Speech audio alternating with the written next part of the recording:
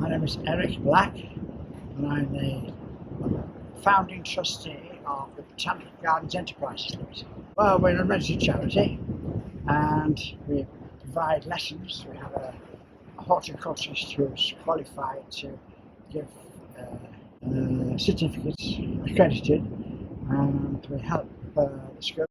We've got a lot of old age apprentices. We've got about 35 of those. They're volunteers.